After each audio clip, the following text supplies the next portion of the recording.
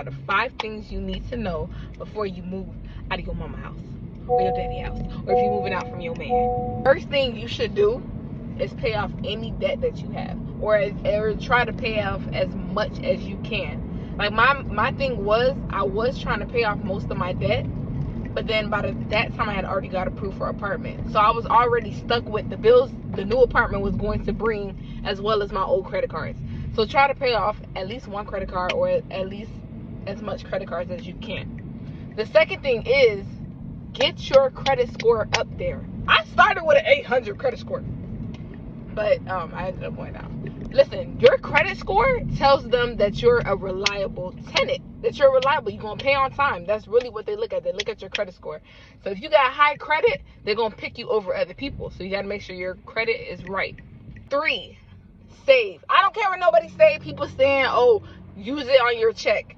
You can only do that if you have support. And when I say have support, like I was able to do that, but I saved. I was able to do that because I knew at the end of the day my family got me, but not everybody, is that lucky.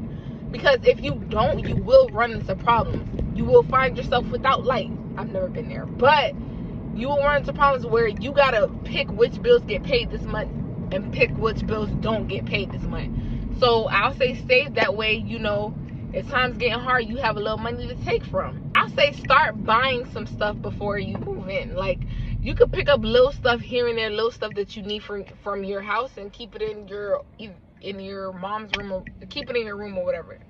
Dang. See what they want, whether it's 3 times the rent, 2 times the rent, so that you're able to gather up all the money that you need, know what they want from you. They might want a background check, this and that. So just understand what the requirements are for that apartment. And also, I know some apartments where they have little where they have some deals. I don't want to say deals, but where they have some kind of deals where they get, I don't know, something with the apartment. I be seeing it, but I know they have that where you get this month free if something. I don't know, I have to look into that a little bit, but check out for that. Just investigate what they really want from you. When they say 3 times the rent, I don't necessarily think they mean you have to make 3 times the rent, because I didn't make 3 times the rent for real, but I made close to there, but I didn't really make 3 times the rent. But I think you need to have it. So for me, I had to prepare $5,000. I had to, like, a little over $5,000 to put up for my rent, because that's 3 times whatever they were charging me at the time I got my apartment.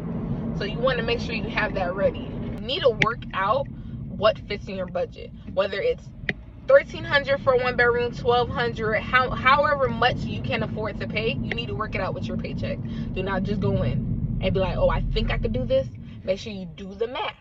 We're not doing no laziness, because remember, you don't want no eviction notice on your report. Like, you don't want that.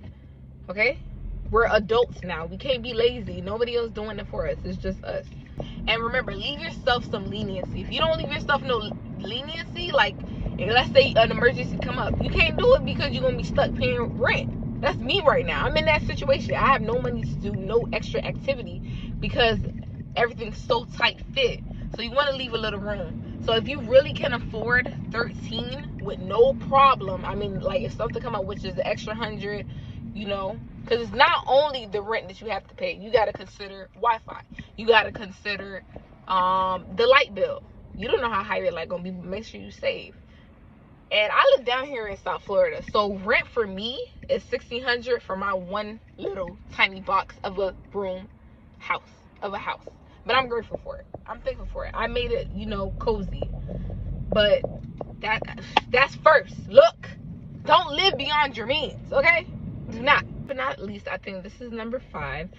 Visit the apartment, okay? See if you like it. Don't just look at it online and be like, it looks nice, I think I'm gonna just stick with it. No, look. Make sure you read that lease. Look at that apartment. Look around the area. See if that's the area that's suitable for you. Make sure it's safe. Look for flooding. You want to look for all that kind of area. But if y'all want me to answer any more questions, like what are the 10 essential things that you need to live alone, or what are 10 things that you need to live alone, or whatever you want to know, let me know and I shall tell. Bye, y'all.